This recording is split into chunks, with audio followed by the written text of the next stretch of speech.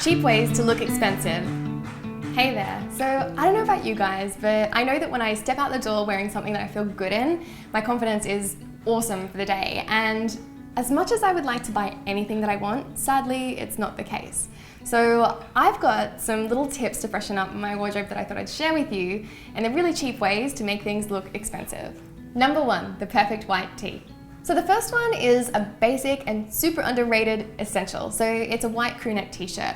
And after stalking a boy's wardrobe, I actually discovered my favorite crew neck tee is a $7 shirt from Uniqlo. So it's a men's crew neck tee, it's $7, and the thing that makes it look expensive is the styling. So I like to roll up the sleeves to make a capped sleeve when I'm wearing it just by itself. I also like to tie a knot at the back so it turns into a cropped top you can wear with high-waisted jeans or skirts and things like that. There's just so much that you can do with this, and really that's why it's an essential.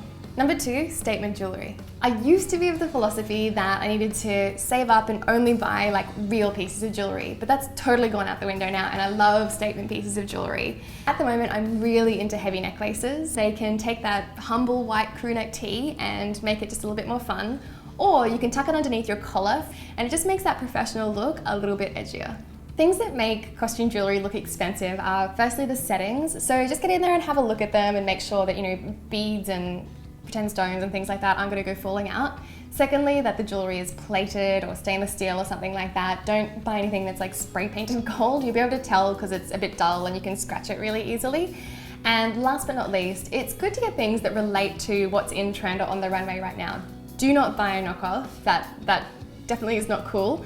But what you want to look for is things that are in that same theme or trend, and that's what makes it look expensive. Makeup. Lipstick and eyeliner can change from day to night in a second and really shift the way your outfit looks around. I'm going to talk about 3 lipsticks and an eyeliner. So I'm going to talk about light pink, nude and bright red lipsticks and a liquid liner. So for daytime, I'm super partial to a very fine liquid line on the eyes and a nice sort of light pink lip. Then if I'm going out that evening, I'll probably go for something that is like a thicker liquid line on the eyes and red lipstick, really nice and bright and poppy. If I need to go to something that is even more kind of extravagant or formal or dramatic than all of that, then I will get that thick liquid line, I will smudge it once it's dry, so I get a really nice smoky look around my eyes, and then I'll put another line over the top just to finish it off and put a nice nude lip on. For that look as well, I would also avoid putting too much blush on and go more for bronzer instead. Getting clothes tailored. An easy update the clothes that you already own. A well-fitting piece of clothing always looks more expensive, and I always pay attention to that in the clothing that I buy. So, you know, I'll get trousers taken up so they don't drag across the ground. If I've bought a business shirt and it's billowing a bit at the back, I'll get that tailored in with some darts. And even this cute jumpsuit, it's definitely one of the more expensive pieces that I have, but you know, everything should fit you well, and you should be afraid to update them with a little bit of tailoring, even if they were expensive. So this one here, it was sitting quite low on my chest and I was really uncomfortable wearing it. So I had 2 extra buttonholes put in here at the back, which pulled the sleeves up, straps up, and now it's one of my favorite things to wear. Speaking of buttons, it's also a really cool way to update your clothes by changing buttons out for either a higher quality button or replacing, like, you know, a black button on a black blazer with some gold buttons for a change.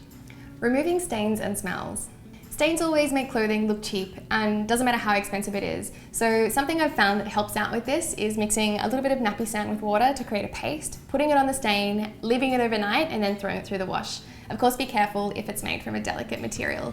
Also too, this is kind of a stain problem, but I've noticed in some of my clothes, like the smell from BO stays in the armpits, and I get really like paranoid about wearing them.